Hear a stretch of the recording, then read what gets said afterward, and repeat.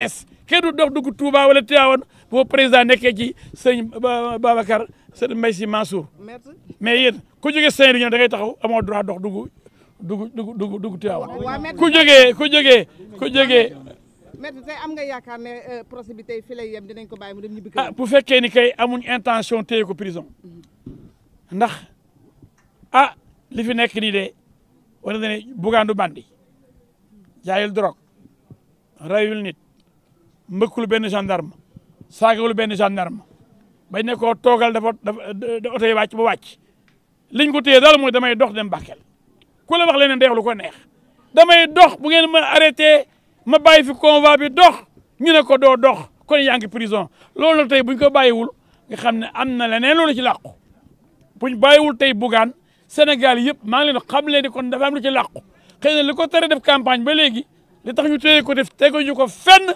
kon mooy continuer kon xanaa loolu rus nañ ko def tribunal bi ma gis ñi ñu déglu gëwuma ni dina def ëllëg lu ñu di xeebee ñëpp a gis ni mu demee. à votre avis maître à votre avis lan moo nekkoon état d'esprit bi nga jàkkaarloo moom nu mu meloon devant la barre. Bougane gisoo ko muy jongle gisoo ko mu mel ni champion d'Afrique gisoo ko muy toj affaire yi leer du dugal ay but du dugal ba gars yi jaaxle procureur jaaxle ñëpp jaaxle gars yi dañu wax bu ñu xool ni waaye kii lu ñu ko indee fii sa waay tooñ nañ ko de kii lu muy def fii place bandi yi ñu naan ëndandoog moom muy tëdd ci lali bandi yeeg néegu bandi yi kii bandi la kii di dimbale ñu sonn indi ay ndimbal lii la mérité damay dimbale waa Bakel yi sonn lii la mérité yéen waa Sénégal ku waxul dëgg wax ca des yàlla nañu yàlla musal ci dul dëgg yàlla nañu yàlla dimbale ba tribunal bi yàlla leeral xelam teg ko ci siraatal mustaqima boo attee dëgg ndax loo atte fii dëgg ko attewaat ëllëg cey yàlla am na de ëllëg dañ ko sóoraale gars yi tooñ baaxul tooñ baaxul. Résumé en français, monsieur Maître Diouf. Ce qu'on peut vous dire, c'est que vous avez constaté vous-même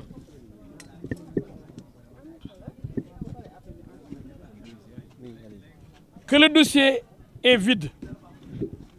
Vous avez suivi les déclarations des témoins, des gendarmes eux-mêmes.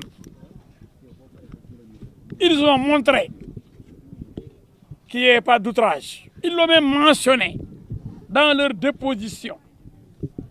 Pourquoi, monsieur le procureur, a-t-il retenu le délit d'outrage qui n'existe pas? C'était ridicule, c'était un dessein, un besoin, une intention de charger le dossier. Mais aujourd'hui, c'était ridicule.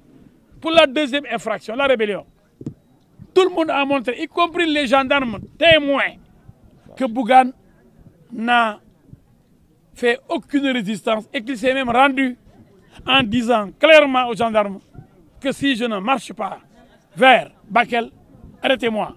Et le capitaine de lui dire, comme vous voulez que je vous arrête, monsieur Gueye. Donc on a arrêté Bougane parce qu'il a voulu se rendre à pied à Bakel, abandonnant même son cortège. Mais malgré tout, on l'a arrêté. Pourtant, il était en compagnie de Anta Babacar Ngom et de Thierno Bocoum.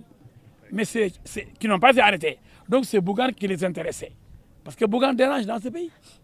Vous tous, vous le savez. Bougane dérange. Bougane dérange. Bougane dérange. Il fallait l'arrêter et l'empêcher de battre campagne, de participer à la campagne électorale qui a déjà démarré. C'est injuste. Pour la troisième infraction, la contravention de refus d'obtempérer. Mais non, on a montré aujourd'hui que Bougane, chaque fois qu'on lui a demandé de s'arrêter, il s'est arrêté. Il s'est exécuté. Il a obéi aux ordres des gendarmes. C'est pourquoi même il avait décidé de marcher en abandonnant son cortège. Donc en disant qu'il y a refus d'obtempérer, on raconte des histoires. Donc aucune infraction n'est constituée dans ce dossier. Il y a un souci manifeste de faire mal, de l'envoyer en prison. Et qu'est-ce qu'il a fait? Aider des populations. Vouloir aider des populations sinistrées. Des populations chassées de leur maison par les eaux. Des populations qui sont dans la misère. Et il a l'habitude d'aider les populations en difficulté. Aussi bien celles de Kerbassar, les populations de Kerbassar, celles de Touba et ailleurs. Et même aujourd'hui, les populations de Bakel. Et ça dérange quand les autres ne font rien. Et ayant tous les moyens, ayant le pouvoir, ne font rien. Lui, il fait. Mais ça frappe la conscience de ceux-là qui n'ont rien fait et qui doivent faire et qui peuvent faire. Mais lui, avec ses moyens, il fait. C'est ça, Bougane. Mais vous savez, vous êtes sûr qu'aujourd'hui, le procès va s'arrêter là et que Bougane sera libéré? Je l'espère parce que face à un dossier vide, confirmé par les témoins et les témoignages, rien ne charge, absolument rien ne charge M. Bougane Gueye Dany. Tout est pour sa relaxe pure et simple.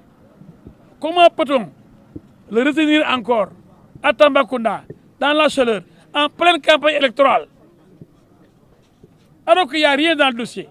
Il n'est pas un bandit, il n'est pas un trafiquant de drogue, il n'est pas un voyou, il n'est pas un criminel, mais il n'est pas un violeur. Mais comment peut-on le retenir ici, alors qu'il est candidat aux élections législatives, alors que c'est un leader dans une coalition? Comment peut-on l'empêcher de participer à la campagne électorale? Je pense donc qu'aujourd'hui, le tribunal va vider, va rendre compte, le tribunal va décider, le tribunal va vider son délibéré. Le tribunal, je le pense, le tribunal est composé d'hommes intelligents et certainement humains, et sérieux, et rigoureux, et juste, parce que ce serait injuste de retenir davantage Bougane Gueye Dany, qui doit être relaxé aujourd'hui pour le plus grand bien de la démocratie sénégalaise et pour la victoire du peuple sénégalais. Je pense qu'il sera relaxé. Tous les avocats sont optimistes, le public est optimiste, le tribunal lui-même sait qu'on a chargé Bougane outrage, rébellion, refus d'obtempérer, un communiqué mensonger de la gendarmerie qui dit qu'on a demandé à Bougane de laisser passer le cortège du président alors que ce n'est même pas la même route. Ce qui est faux. Le président devait venir par les airs et ceux qui devaient l'accueillir devaient venir de Tambacounda vers Kidira.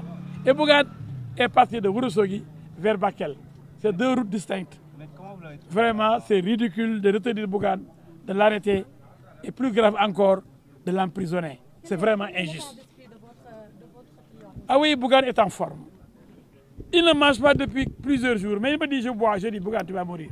Il me dit non, vous m'avez vu, en grande forme parce que j'ai la foi dans la dignité et je veux me tester moi-même pour savoir jusqu'où va ma résistance et ma résilience. Cet homme est un modèle de courage, de dignité, de persévérance dans l'effort, d'abnégation, de résilience. Cet homme, aujourd'hui, sa place, c'est parmi les leaders politiques de ce pays. Ce n'est pas là-bas, à la prison de Tambacounda, où dorment des criminels de toutes sortes, des bandits, des voleurs, des escrocs. Nous sommes optimistes. Parce que la victoire est au bout de l'effort aujourd'hui. Et nous allons gagner, Inch'Allah. Et je le pense, sincèrement. Voilà. Donc, c'était Maître El Hadji. Après, donc,